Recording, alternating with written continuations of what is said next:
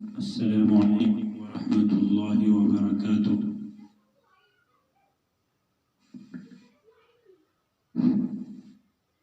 آج دوسری قسط کے جوابات ہیں۔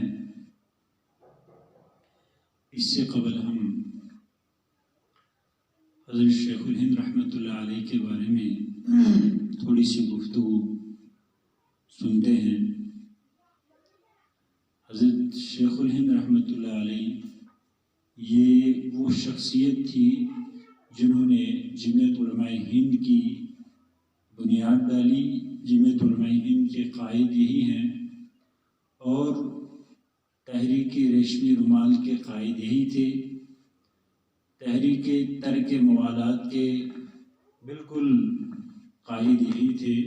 یہ ساری تحریک حضرت نے اس لیے وجود میں لائی تھی تاکہ ہندوستان کے مسلمان سارے مل کر فرنگی کا مقابلہ کر سکیں، انگریز کا مقابلہ کر سکیں۔ لیکن جس وقت انگریز کے سامنے یہ بات ظاہر ہوئی، اس راز کا افشا ہوا، تو انگریز نے حضرت شیخ الہند رحمۃ اللہ علیہ کو مالٹا کی جیل لیا اور حضرت کو بے انتہا وہاں پہ تکلیفیں پہنچائی۔ حضرت شیخ الہند رحمۃ اللہ علیہ کا جب انتقال ہوا تو حضرت حسین احمد مدنی رحمۃ اللہ علیہ کلکتہ گئے ہوئے تھے۔ آپ جب وہاں سے جنازے کے لیے تشریف لائے تو آپ کے سامنے حضرت کا غسال آیا، جس نے آپ کو غسل دیا تھا، اور کہا کہ حضرت آپ جو ہے شیخ الہند رحمۃ اللہ علیہ کے خاص شاگردوں میں سے ایک ہیں۔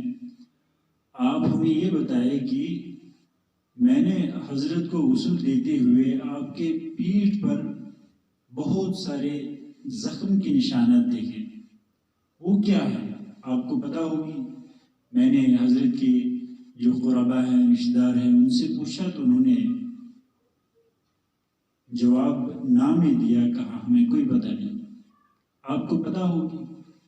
حضرت حسین احمد مدنی رحمۃ اللہ علیہ جب یہ بات سنتے ہیں تو آنسو آتے ہیں اور بیٹھ جاتے ہیں اور کہتے ہیں کہ دیکھو، حضرت نے مجھے اپنی زندگی میں یہ راز بتایا تھا، اس کو راز میں ہی رکھنے کا حکم دیا تھا۔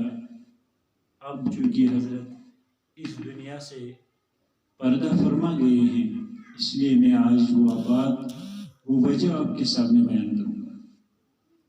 اور پھر فرمایا کہ جب حضرت مالٹا کے جیل میں تھے، اس وقت وہاں فرنگی حضرت شیخ الہند رحمۃ اللہ علیہ کو بے انتہا تکلیفیں دیتے تھے، اور وجہ بات ایک تھی، وہ کہتے تھے کہ دیکھو محمود، تم یہ کہو کہ میں تمہارے ساتھ ہوں، ہم تمہیں چھوڑ دیں گے۔ لیکن شیخ الہند رحمۃ اللہ علیہ جن کے دل میں آزادی ہند کی محبت کوٹ کوٹ کے بھری ہوئی تھی، وہ یہ کہنے والے کہاں تھے؟ حضرت حسین احمد مدنی رحمۃ اللہ علیہ فرماتے ہیں ایک مرتبہ فرنگی نے کہا کہ فرنگی نے آگ جلائی اور اس آگ پہ حضرت کو زبردستی لٹایا گیا۔ اس آگ کی وجہ سے حضرت کے پیٹھ جو ہے سارا جل گیا، اور اسی کے وہ زخم جو آپ نے دیکھے ہیں، یہ وہی زخم ہے۔ حضرت جب واپس لوٹے تو ہم انتظار میں تھے، ہم نے دیکھا کہ حضرت بیٹھنا چاہتے ہیں، بیٹھ نہیں پاتے، لیٹنا چاہتے ہیں تو لیٹنے نہیں آتا۔ ہم حضرت کی ان تکالیف کو دیکھ کر بہت ہمیں بھی تکلیف پہنچتی تھی، اور آخر کار ہم نے ایک مرتبہ حضرت سے کہا، حضرت آپ کیوں نہ ان کو کوئی ایسا ذو معنی لفظ کہہ دیتے، کوئی ہیلا بیان کرتے جس سے آپ کی جان بچ جائے گی۔ زندگی بچانا تو ضروری ہے، کوئی لفظ کہہ دیجیے جس سے آپ کی جان بچ جائے گی، آپ ان پریشانیوں سے محفوظ رہیں۔ تو حضرت شیخ الہند رحمۃ اللہ علیہ نے جواب میں فرمایا کہ حسین احمد مدنی، کیا میں ان تکلیفوں کی وجہ سے ان لوگوں کے دلوں کو خوش کر دوں؟ سنو، میں تو امام مالک رحمۃ اللہ علیہ کا روحانی بیٹا ہوں، میں امام احمد بن حنبل رحمۃ اللہ علیہ کا روحانی بیٹا ہوں، میں شاہ ولی اللہ محدث دہلوی رحمۃ اللہ علیہ کا روحانی بیٹا ہوں۔ یہ محمود الحسن کی جان تو لے سکتے ہیں لیکن اس کی ایمان کو نہیں نکال سکتے۔ قربان جائے اپنے ان اکابرین کے اس جذبے پر، حب الوطنی پر۔ ان کو کتنی محبت تھی اپنے وطن کے ساتھ، اور اس ہندوستان کے لیے انہوں نے کیا کیا کیا ہے، جس کو آج ہم نے جو ہے پس پشت ڈال دیا، جس تاریخ کو آج ہم نے بھلا دیا ہے، انہوں نے اس ہندوستان کے لیے کیا کیا کیا ہے۔ سوالات کا جائزہ لیتے ہیں۔ سب سے پہلا سوال تھا کہ سب سے پہلے قلم نے کس چیز کو لکھا؟ اس کا جواب فرمایا ہے کہ قلم نے سب سے پہلے یہ الفاظ لکھے ہیں اللہ تعالیٰ کے حکم سے، انا التواب اتوب علی من تاب، میں خوب توبہ قبول کرنے والا ہوں، جو شخص توبہ کرے گا میں اس کی توبہ قبول کرتا ہوں۔ قلم کو یہی الفاظ لکھنے کا حکم ملا، انا التواب اتوب علی من تاب۔ اللہ تعالیٰ فرماتے ہیں لکھ لو، میں خوب توبہ قبول کرنے والا ہوں، اور جو شخص توبہ کرے گا اس کی توبہ میں قبول کرتا ہوں۔ یہ جواب سعید بن منصور نے اپنی سنن میں لکھا ہے، اور ابن ابی حاتم نے اپنی تفسیر میں لکھا ہے۔ اسی کے حوالے سے یہ جواب منقول ہے، اور یہ روایت حضرت ابی زرعہ رضی اللہ تعالی عنہ نے بیان کی ہے۔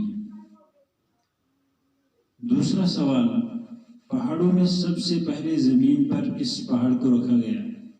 جواب بہت سارے دوستوں نے صحیح دیا ہے، جبل ابو قبیس کو سب سے پہلے اس زمین پر رکھا گیا ہے، اور یہ مصنف ابن ابی شیبہ میں روایت ہے۔ اس کو ابن عباس رضی اللہ تعالی عنہ نے مرفوعاً نقل کیا ہے۔ تیسرا سوال، بنی اسرائیل کے سب سے پہلے نبی کون تھے؟ اس میں ہمارے بہت سارے ساتھی جو ہے شاید انہیں سوال سمجھ نہیں آیا، انہوں نے جواب میں حضرت یعقوب کا نام لیا ہے۔ اس کا جواب ہے بنی اسرائیل کے سب سے پہلے نبی کا نام حضرت موسیٰ علیہ السلام ہے۔ یہ جواب مسند احمد کے حوالے سے حضرت ابوذر رضی اللہ تعالیٰ عنہ سے مرفوع نقل ہے۔ اصل میں اس سوال کو سمجھنے میں بعض ساتھیوں کو تھوڑی غلطی ہوئی ہے سمجھنے میں۔ اسرائیل یقیناً حضرت یعقوب علیہ السلام کا نام تھا، وہ بنی اسرائیل میں سے نہیں تھے بلکہ وہ خود اسرائیل ہی تھے۔ سوال ہے بنی اسرائیل کا، اسرائیل کے جو بیٹے تھے ان بیٹوں میں اللہ تعالیٰ نے سب سے پہلے نبی کس کو بنایا؟ تو سوال وہی ہے، آپ کو شاید سمجھنے میں کچھ کمی رہی ہے، اس لیے جواب ہے حضرت موسیٰ علیہ السلام، بحوالہ مصنف ابن ابی شیبہ۔